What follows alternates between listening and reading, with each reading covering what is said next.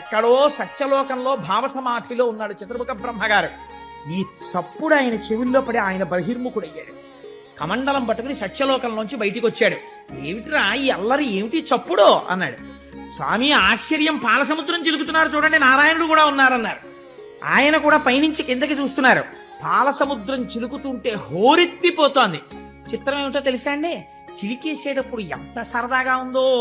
ఇంతకు ముందు ఎప్పుడు చెయ్యని పని కదా, ఇలా పరిగెత్తడం అలా పరిగెత్తడం, ఈ పావట్టుకు తిప్పేస్తూ ఉండడం, కింద ఆదికూర్మ ఉంది వీళ్ళకి తెలియట్లేదు, తిరిగేస్తోంది మందరపర్వతం. మంచి సంతోషంగా పరిగెడుతున్నారు. ఈ తిప్పడంలో ఆలోల జలధిలో పల్లనాలో నహి విడిచి సురలన సురల బరపన్ గీలా కోలాహలమున హాలాహల విషము పుట్టె అవనీనాథ. ఆయన చెప్పేశాడు, హాలాహలం ముందు పుట్టుకొచ్చింది, అమృతం రాలేదు. అది ఒక్కసారి పాలసముద్రం నుంచి పైకి లేచి ప్రళయకాలంలో పుట్టే అగ్నిహోత్రం ఎలా ఉందో అలా ఉంది, వెంట తరుగుతోంది. ఈ దేవతలు రాక్షసులు వాసుకుని వదిలిపెట్టేశారు.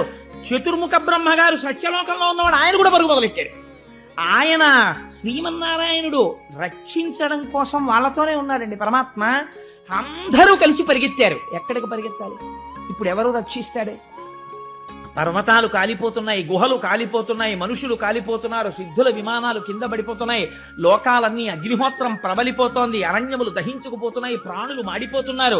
శని కైలాసముదొచ్చి శంకరుడి వాసద్వారముంజేరి ఈశుని దవ్వారికు లడ్డుపడ్డ తలమంచుందొచ్చి కుయ్యో ముర్రో విను మాలింపుము చిత్తగింపుము దయన్ వీక్షింపు మంచంబుజానన ముఖ్యల్కని రక్తరక్షణ కళ సంరంభుని శంభుని అంటారు పోతన గారు. పరిగెత్తి పరిగెత్తి కైలాస పర్వతం మీద ఉన్నటువంటి పరమశివుని యొక్క అంతఃపురం దగ్గరికి వెళ్ళి దవ్వారికు లడ్డు పడ్డా.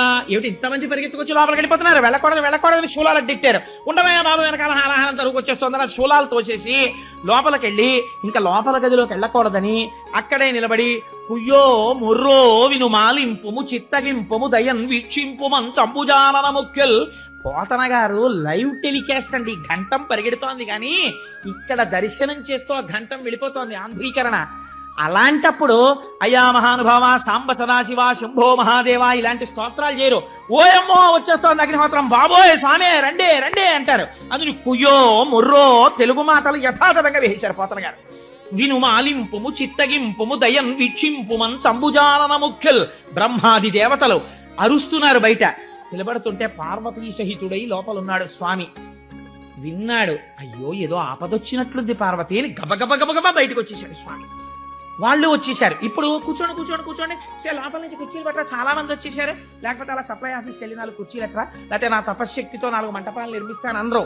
ముందు వాళ్ళందరూ ఇలా చెమట్లు తుడిచేసుకుని బాబాయ్ స్వామి వచ్చారు చెప్పండి అన్నారు. ఏమొచ్చిందిరా మీ అందరికీ, ఏమైంది అన్నాడు స్వామి. అంటే వీళ్ళకి మాత్రం ఇంకా లౌకిక బుద్ధి పోలేదు. ఎంత తెలివితేటలుగా మాట్లాడతారో చూడండి. స్వామి పాలసముద్రం చిరికాం, ఎప్పుడు బతికుండిపోదామని, అందులోంచి హాలాహలం వచ్చింది, మీరు గుచ్చేసుకోండి అంటే కోపడతాడేమోనని. మరి ఆయన అంటే మాటలేంటి, జగత పితరౌ వందే పార్వతీ పరమేశ్వరౌ, మొత్తం విశ్వానికి తండ్రి.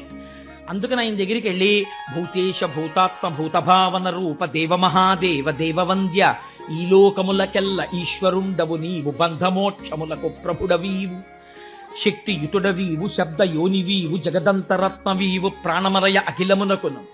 అందుకని స్వామీను అటువంటి వాడివి. అగ్నిముఖంబు పరాపరాత్మకమాత్మ కాలంబుగతి రత్నగర్భపదము శ్వశనంబు నీ యూర్పు రసన జలేషుండు, దిశలు కర్ణంబులు దివము నాభి సూర్యుండు కన్నులు శుక్లంబు సలిలంబు జఠరంబు జలధులు చెదలు శిరము సర్వౌషధులు రోమచయము శల్యంబు లద్రులు మానసమృతకరుండు చందములు ధాతువులు ధర్మ సమితి హృదయము ఆస్య పంచకముపనిషద ఆహ్వయంబు అయిన నీరూపు సదసత్వమై శివాఖ్యయై స్వయం జ్యోతియ్యొప్పు ఆజ్యమగుచు సమస్త బ్రహ్మాండములను ఈశ్వర స్వరూపంగా చెప్పేశారు.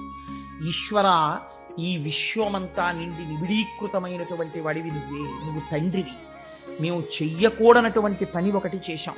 భుజశక్తి, ఒంటికి తీట ఉంది కదా అని ఎవరిని ముందు ప్రార్థన చేసి మొదలు పెట్టాలో, ఇంట్లో ఏదైనా ఒక మంచి కార్యం చేస్తుంటే ఒక సంప్రదాయం ఉంటుంది. ముందు తన తల్లిదండ్రులకు నమస్కారం చేసి, అందుకే బట్టలు పెట్టి పీటల మీద కూర్చుంటారు. ఆ జగత పితరౌ వందే పార్వతీ పరమేశ్వరౌ వాళ్ళకి నమస్కరించలేదు, నేర్పాలి పాఠం అనుకున్నాడు స్వామి వీళ్ళకి. అందుకని ఏమైంది, ఇప్పుడు వెళ్ళి చెప్తున్నారు భుజశక్తి వెళ్ళి ఆ మందర పర్వతాన్ని పెట్టి చిలికాం. చిలికితే అమృతం రాలేదు. హాలాహలంబు జనించే ఏరి కలంఘమై భవనంబు కోలాహలంబు చేసి చిచ్చు లాగమంగుని ప్రాణి సందోహమున్ బ్రతికింపవేదయ దొంగిలింపకనీశ్వర. స్వామి, హాలాహలం బుట్టి లోకాల్ని కాల్చేస్తోంది, అది నువ్వు ఏమనుకోకు, ఇలా అన్నామని నువ్వు గుచ్చేసుకో స్వామి అన్నాడు. అని పైగా ఓ మాట చెప్పారు, 3 లోకములకు 3 కాలములకు 3 మూర్తులకు నువ్వు మూలమగుచు. నువ్వే భూత భవిష్యత్ వర్తమాన కాలముల రూపంలో ఉంటావు, నువ్వే బ్రహ్మ విష్ణు మహేశ్వరుల రూపంలో ఉంటావు, నువ్వే సృష్టికర్త స్థితికర్త ప్రళయకర్త రూపంలో ఉంటావు. అందుకని మూడింటికి ఆధారమైనటువంటి మూలపురుషుడు కనుక ఈశ్వర నువ్వు పుచ్చేసుకో. లంపటము నివారింపను సంపద కృప చేయ జయము సంపాదింపన్ చంపెడి వారి వధింపను సోంపారగ నీక చెల్లు సోమార్థధరా. ఈశ్వర, లంపటము నివారింపను, జ్ఞానం కలగాలంటే మనంత మనకి కలదు, శివానుగ్రహం ఉండాలి, ఉంటేనే లంపటం తొలగుతుంది. లంపటము నివారింపను సంపద కృప చేయ, జ్ఞానం ఇస్తాడు కాబట్టి ఐశ్వర్యం ఇవ్వడనుకుంటారు చాలా మంది. ఐశ్వర్యమునకు అసలైనటువంటి స్థానమేది? మీకు నేను ఒక పరమ యథార్థం చెప్పనండి. శివ పూజ. లక్ష్మీ కటాక్షం ఎక్కడి నుంచి వస్తుందంటే శివ పూజలోంచే వస్తుంది. అందుకని వాళ్ళు ఇప్పుడు మారేడు దళాలతో పూజ చేసేస్తున్నారు మూడింటి గురించి చెప్తూ. అందుకని 3 మూర్తులకును 3 లోకములకు 3 కాలములకు మూలమగుచు భేదమగుచు తుదిక భేదమయ్యొప్పారు బ్రహ్మమనగ నీవే పాలనయన. నీ అనుగ్రహం లేనంత కాలం మనిషి ఎంతసేపు నేను విష్ణు భక్తుడిని శివుణ్ణి ద్వేషించడమో, శివభక్తుడిని విష్ణువుని ద్వేషించడమో చేస్తాడు. ఎప్పుడు శివానుగ్రహం కలుగుతుందో అప్పుడు ఉన్నవి 3 లేవు, ఒక్కటే ఉంది, 3గా కనపడుతోందని జ్ఞానం వస్తుంది. ఇది పాలనయనా, 3వ కన్నున్నవాడా నువ్వు ఆ జ్ఞానం ఇవ్వాలి. ఈశ్వర, నువ్వు మాత్రమే మమ్మల్ని రక్షించాలి, ఈ హాలాహలాన్ని నువ్వు పుచ్చుకో అన్నాడు. అందుకని శంకరుణ్ణి లోకములకు తండ్రి అని పిలిచారు. తండ్రికి ఒక లక్షణం ఉంటుంది. కొడుకు ఐశ్వర్యం ఉన్నప్పుడు తండ్రి గుర్తు రాకపోవచ్చు కొడుక్కి, కానీ తండ్రికి కొడుకు ఎప్పుడు జ్ఞాపకం ఉంటాడో తెలుసా అండి? కొడుకు సుఖపడితే తండ్రి తాను సుఖపడకపోయినా ఆనందిస్తాడు. వాడు ఏసీలో ఉన్నాడు, వాడు కారులో ఉన్నాడు, వాడు సంతోషంగా ఉన్నాడు, వాడు ఆరోగ్యంగా ఉన్నాడంటే ఇక్కడ తండ్రి ఓ పెంకుటింట్లో ఉన్నా, ఓ డాబా ఇంట్లో ఉన్నా, పోన్లే నా కొడుకులు సుఖంగా ఉన్నారు, నా కోడళ్ళు సుఖంగా ఉన్నారు, నా కూతుళ్ళు సుఖంగా ఉన్నారు, అల్లుళ్ళు సుఖంగా ఉన్నారు అంటాడు. కొడుక్కి ఆపదొచ్చి తనకి ఆరోగ్యంగా ఉన్నా సరే వెంటనే కళ్ళంబట నీళ్లు పెట్టుకుని నా కొడుక్కి అయ్యో ఆపదొచ్చిందని ఒక్కనాడు తన దగ్గరికి రాని వాడి దగ్గరికి తాను పరిగెడతాడు. తండ్రికి ఈ లక్షణం ఉంటుంది, కొడుకు సంతోషంగా ఉండాలని కోరుకుంటాడు. ఇది తండ్రి అయినటువంటి శంకరుడు ఎందుకు చూపిస్తున్నారు పోతన గారు. ఎవరికీ అక్కర్లేని హాలాహలాన్ని శంకరుడు గుచ్చుకుంటే మరి ఆయనకి రాదండి ప్రమాదం. ఇప్పుడు ఆయనకి ప్రమాదం వస్తే బాధపడే వాళ్ళు ప్రపంచం మొత్తం మీద ఎవరు కనపడుతున్నారు చెప్పండి నాకు? ఒక్క పార్వతీదేవే కనపడుతోంది. మిగిలిన వాళ్ళందరూ అయ్యా మీరు బుచ్చేసుకోండి, మీరు బుచ్చేసుకోండి, మీరు బుచ్చేసుకోండి అనేవాళ్ళే. నాన్నగారు మీరు విఆర్ఎస్ పెట్టేసేయండి, నాన్నగారు మీరు ఎలాగో అలా విఆర్ఎస్ పెట్టేస్తే కొంత వస్తుంది కదా, ఆ డబ్బులు పట్టుకుని నేను అమెరికా వెళ్ళిపోతాను, అమెరికా వెళ్ళిపోయి సెటిల్ అయిపోయిన తర్వాత నెలకి 3 లక్షలు వచ్చేస్తుంది నాకు, ఒక్క 5 ఏళ్ళు చేశానా నాన్నగారండి మీకు పాలరాతి భవనం కట్టేస్తాను, 5 కార్లు కొంటానంటే ఎవరు నమ్మాడు? తండ్రిని కొడుకులును కోడళ్ళు ఇలా అడుగుతుంటే అమ్మో ఈయన వృద్ధాప్యం ఎలా విడుతుందో ఏమిటో అని బెంగ పెట్టుకుని ఇది వింటూ ఉండేది భార్య ఒక్కతే. ఈ నిర్ణయం చెప్పేటప్పుడు ఆయన మాత్రం ఆవిడ దగ్గరికి వెళ్ళి ఏమే ఇలా అడుగుతున్నారు చైనా అన్న మాట అడుగుతాడు ఆవిడ్ని. లోకమంతా ఒకలా ఉన్నా తన భార్యతో భర్త ఎలా ఉండాలో, ఎలా ఉంటే తల్లిదండ్రులు అనిపించుకుంటారో చూపిస్తున్నారు పోతన గారు. నేనండే మా ఆవిడికేం చెప్పను, నేనే చేస్తాను అన్నీని అన్నవాడు ధూర్తుడు. భార్యకి చెప్పాలి, అది గౌరవం. నీ జీవిత భాగస్వామి, నీ ఆత్మ, నీ ఊపిరి. తెలిసి తెలియని వాళ్ళు మగవాడు ఏదో గొప్పవాడైపోయాడు, ఆడ తక్కువైపోయింది అంటారు, కానీ ధర్మశాస్త్రాలు ఎక్కడ అలా మాట్లాడలేదు. ఎక్కడ మాట్లాడినా భార్యకి పెద్దపీట వేసి మాట్లాడే. ఆయన ఎవరికి చెప్పాడో తెలుసా అండి? వీళ్ళందరూ వచ్చి ఆయన అడిగితే, సరే అబ్బాయి నేను ఆలోచిస్తాను, మరి అది కొంచెం వేడిగా ఉంటుందా, తాగితే ఏమైనా ప్రమాదం వస్తే మీరు ఏమైనా చేసి పెడతారా, అప్పుడు ఇంద్రుడికి అశ్విని యాగం చేసినట్టు మళ్ళీ నాకు ఏమైనా చేస్తారా, మీతో పాటు అశ్విని దేవతలు వచ్చారా, గబుక్కుని ఇమీడియట్ సర్జన్ ఉన్నాడా, ఇవన్నీ ఆయన ఏం అడగలేదు. ఆయన ఎవరితో మాట్లాడో తెలుసండి? పార్వతీదేవి దగ్గరికి వెళ్ళాడు. వెడితే అమ్మవారు చిరునవ్వులు చిందిస్తూ తాంబూలం వేసుకుని కూర్చుంటుంది. ఇంట్లో ఉన్నటువంటి స్త్రీ గృహిణి మధ్యాహ్నం భర్త భోజనం అయిపోయిన తర్వాత తాంబూలం వేసుకు కూర్చుంటే ఆ ఇంటికి ఐశ్వర్యం, సంతానాభివృద్ధి, మహాపతివ్రత లక్షణం. అందుకే పూర్వం అమ్మవారికి తాంబూలం పెట్టి మధ్యాహ్నం అయిన తర్వాత ఆ తాంబూలం తీసుకుని ఆడవాళ్ళు తాంబూలం వేసుకుని తాంబూల చర్వణంతో ఉండేవారు. సరే, ఇప్పుడు నేను ఆ తాంబూలం గురించి చెప్పమంటే మహా సంతోషం, అది వేరే విషయం. నేను ఇప్పుడు దాని జోలికి వెళ్ళను అనుకోండి, ఎందుకు వచ్చిన గొడవ, తీరసాగర మథనం చెప్పుకుంటే చాలు. అందుకని చెప్పి అమ్మవారు తాంబూలం వేసుకుని ఎంతో సంతోషంగా ఉంది. ఉంటే శంకరుడు ఆవిడ వంక చూసి అన్నాడు, కంటే జగముల దుఃఖము వింటే జల జనిత విషపు వేడిమి ప్రభువయ్యుంటకు ఆర్తుల ఆపద గెంటించుట దాన ఫలము దానం కీర్తి మృగాక్షి. ఈ ఘట్టం విన్నటువంటి వాళ్ళకి కొన్ని కోట్ల జన్మల వరకు ఐదోతనం తరిగిపోకుండా కాపాడుతుంది. తెలుసా అండి, అంత గొప్ప ఘట్టం. ఎందుకంటే అమ్మవారి మంగళసూత్రం గురించి వస్తుంది ఇప్పుడు ఈ ఘట్టంలో. అందుచేతనే ఈ ఘట్టాన్ని తేలికగా దాటకుండా పద్యాలు చెప్పే ప్రయత్నం చేస్తున్నాను. కంటే జగముల దుఃఖము వింటే జల జనిత విషపు వేడిమి. చూసావా, నీళ్లలోంచి వేడి పుట్టింది పార్వతి. పిల్లలందరూ ఏడుస్తున్నారు పాపం. ప్రభువయ్యుంటకు ఆర్తల ఆపద గెంటించుట దాన ఫలము దానం కీర్తి మృగాక్షి. ప్రభు అన్నవాడు ఏం చెయ్యాలి? బిడ్డలకి కష్టం వస్తే ఆదుకోవాలి. తండ్రిని నుండి ప్రయోజనం ఏమిటి? పిల్లలకు ఆపద వచ్చినప్పుడు రక్షించకపోతే. అందుకని వాళ్ళని రక్షించాలనుకుంటున్నాను పార్వతి. అంటే ఏమిటి దాని ఉద్దేశ్యం? హాలాహలం బుచ్చేసుకుంటానని. అలా అంటే ఆవిడ ఏమైనా వద్దంటుందేమోనని ఇలా నరుక్కొస్తున్నాడు పిల్లల వైపు పెట్టి. ఆవిడెవరు? ఆవిడ ఈ సమస్త బ్రహ్మాండములకు ఆ బ్రహ్మకీట జనని. మాతృత్వం భర్తృత్వాన్ని కూడా తోచేస్తుంది ఒక్కొక్కసారి. పిల్లాడు యొక్క ఆర్తితో కూడినటువంటి ఏడుపు విందనుకోండి అమ్మ, వెంటనే గబగబా వెళ్ళిపోతుంది. అందుకే ఒక నానుడు ఉంటుంది, పెళ్ళైన కొత్తల్లో ఉన్న ప్రేమ పిల్లలు పుట్టాక లేదండి మా ఆవిడకంటుంటారు. పిల్లల మీదకి వెళ్ళిపోతుందంటే ఆ తల్లితనానికి ఉన్న గొప్పతనం అది. అందుకని అమ్మతనాన్ని ఆవిడలోంచి ఉద్భుతం చేస్తున్నాడు శంకరుడు. ఎటువంటి మహాత్యాగండి నా స్వామి. అందుకని అమ్మతో అంటాడు, నువ్వు జగజ్జననివి, పిల్లలు ఏడుస్తున్నారు, తండ్రిని నేను పుచ్చుకోవద్దు పార్వతి, అందుకని పుచ్చేసుకుందాం అనుకుంటున్నాను. పుట్టింటి వైపు నుంచి నెరుక్కొచ్చాడు. హరిమది ఆనందించిన హరినాక్షి జగంబులెల్ల ఆనందించున్ హరియుడు జగములు మెచ్చక కరళము వారించుటొప్పుగా కమలతలాక్షి. మీ అన్నయ్య ఉన్నాడు కదా శ్రీ మహావిష్ణువు, నారాయణ నారాయణి. రేపు లక్ష్మీ కళ్యాణం విందురుగాని అందరూ వచ్చి ఆయన్ని దెప్పి పొడుస్తారు. నల్లగా ఉన్నాడు, పెద్ద పెళ్లి కొడుకు వచ్చాడు బొల్లిగద్దనికి వచ్చి, ఇంత గొప్పవాడిని పెద్ద వనమాల వేసుకుంటానంటాడు. లక్ష్మీదేవిని చూసేటప్పటికి ఇలా బుర్ర వచ్చేసాడు, జీలకర్ర బెల్లం పెట్టమని అన్నాడు. అప్పుడు ఆయన ఆదుకుని మాట్లాడింది ఎవరో తెలుసా అండి?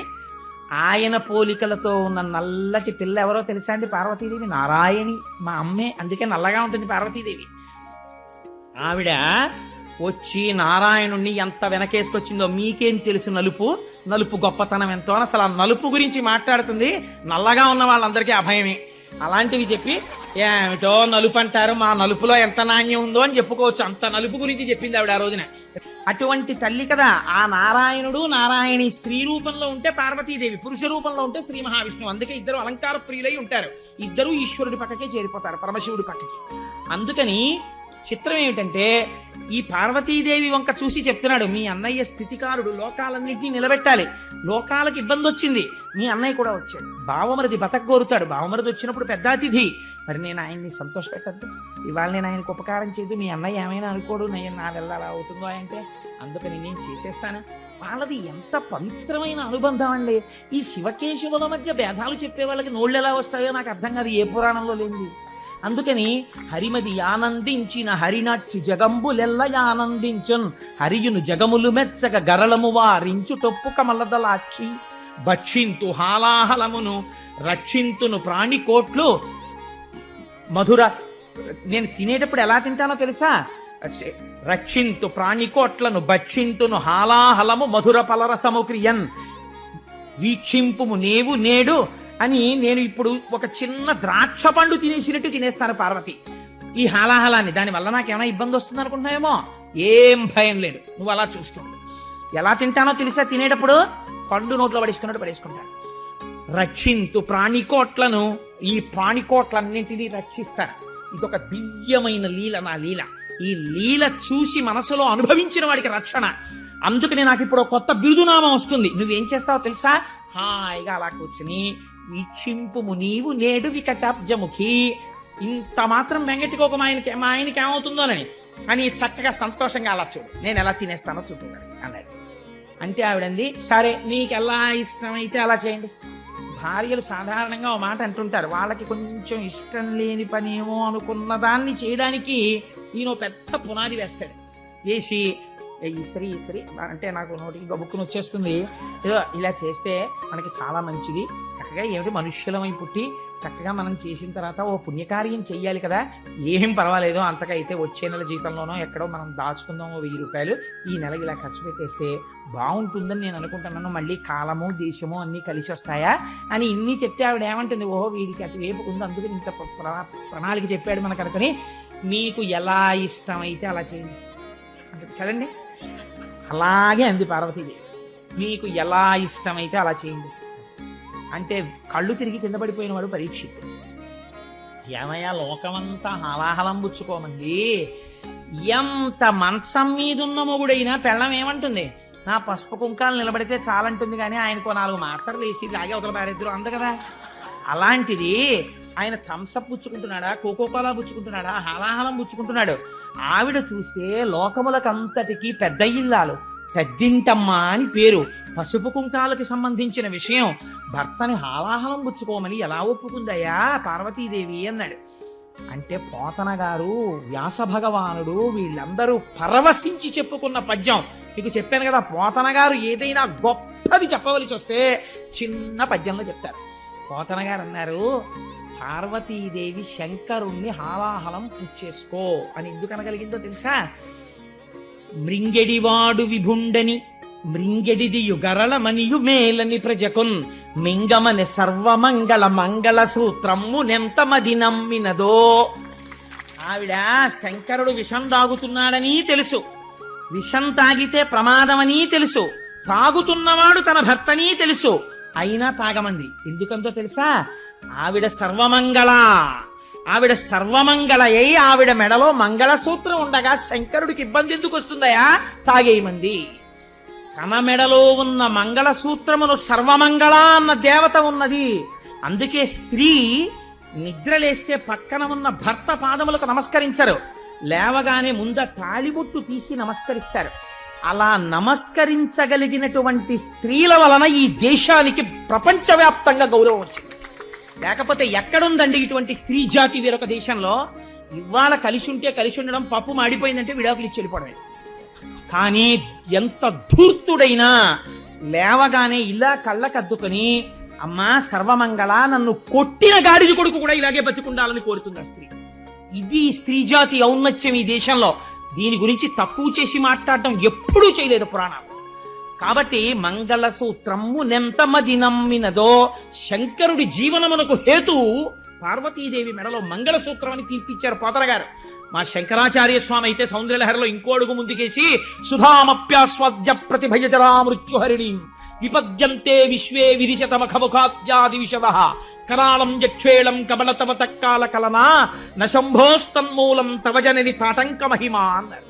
అమ్మా ఆనాడు శంకరుడు ఏమిటో వెళ్ళాడు హాలాహలం మింగేశాడని తెలియక వీళ్ళందరూ చెప్పుకుంటారు, ఆయన గొప్పే ఉందమ్మా, అలా మింగేశాడంటే కారణం నీ చెవులకు పెట్టుకున్న తాటంకాలమ్మా అన్నారు. ఆడదాని సౌభాగ్య వస్తువుల్లో చెవులకు పెట్టుకునేటటువంటి ఆభరణాలు ఒకటి. ఎట్టి పరిస్థితులలో భర్తకి చెవికి ఆభరణం లేకుండా కనపడకూడదు స్త్రీ. ఏ కారణం చేతనైనా తాటంకములను తీయవలసి వస్తే ఏవి పడితే అవి చెవిలో పెట్టుకుని ఉండడానికి వీలు లేదు. అది గండకాలమైతే భర్తకి తీసుకొచ్చేస్తుంది మృత్యువుని. ఏవి పెట్టుకోవాలి? 4 తాటాకులు తెప్పించుకుని చీల్చుకుని, అందుకే అమ్మవారికి సౌభాగ్యదాయిని అని పేరు. ప్రపంచంలో 8 ఉన్నాయి సౌభాగ్య వస్తువులు. వీటిని కాలితో తంతే లక్ష్మీదేవి వెళ్ళిపోతుంది. అందులో ఉప్పు.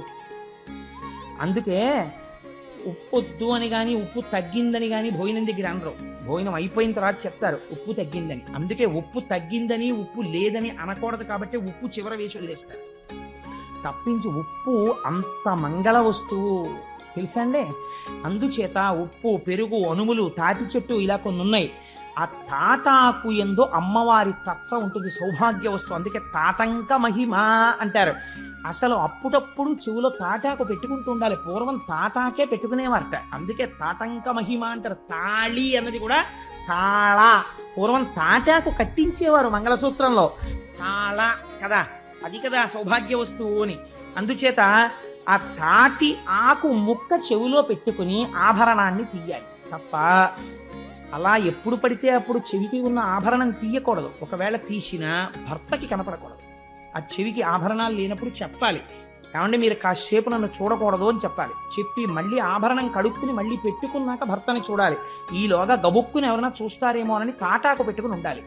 చెవి ఆభరణానికి మన ధర్మశాస్త్రంలో అంత గొప్ప స్థానం ఉంది. అది భర్త ప్రాణాన్ని నిలబెడుతుంది, చెవితాటంకం.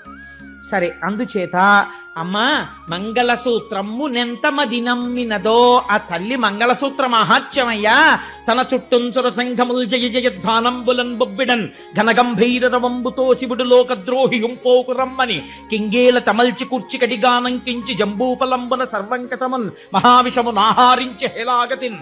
దేవతలందరూ జయ జయధ్వానాలు చేస్తుంటే శంభో శంకర హరహర మహాదేవ అని అరుస్తుంటే సింహాసనం దిగి ఎదురొచ్చి ఎక్కడికి పోతావే హలాహలమా రా అని ఆయన ఎదురెళ్ళి దాన్ని పట్టుకుని చేతిలో పట్టుకుని నలిపి ఉండ చేసి నేరేడు పండంత చేసి గభాల నోట్లో పడేసుకుని మింగేశాడు.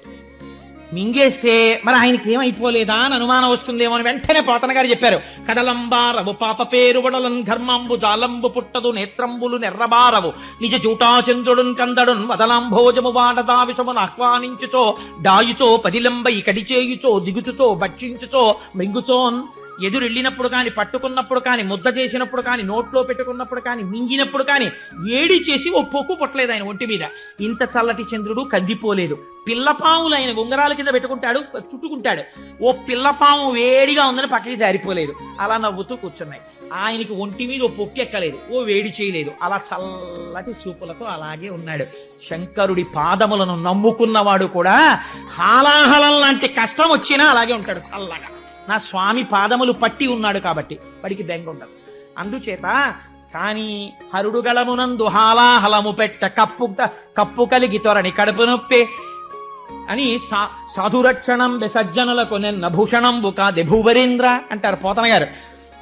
ఆయన నోట్లో పెట్టుకుని మింగుదాం అనుకున్నట్ట. ఇక్కడ దాకా వెళ్ళింది కంఠంలోకి. ఉదరము లోకంబులకును సదనంబగు టెరిగి చటుల విషాగ్నిన్ కుదురుకొనే కంఠబిలమున పదిలంబుగా నిలిపే సూక్ష్మఫలరసము క్రియన్. తీరా మింగేద్దాం అనుకుంటే అయ్యో కడుపు నిండా అధోలోకాలున్నాయి, పైన ఊర్ధ్వలోకాలున్నాయి. మింగేస్తే అధోలోకాలు కాలిపోతాయని మింగలేదుట. కక్కితే ఊర్ధ్వలోకాలు పోతాయి. పైకి వదలలేదు, కిందకి వదలలేదు. ఈ కంఠంలో పెట్టుకున్నట్టే. పెట్టుకుంటేట చాలా సంతోషించింది. ఎవరోట తెలుసా అండి? పార్వతీదేవి. ఎందుకోట తెలుసా? భాగవతంలో లేదు కానీ నేను కలిపి చెప్తున్నాను.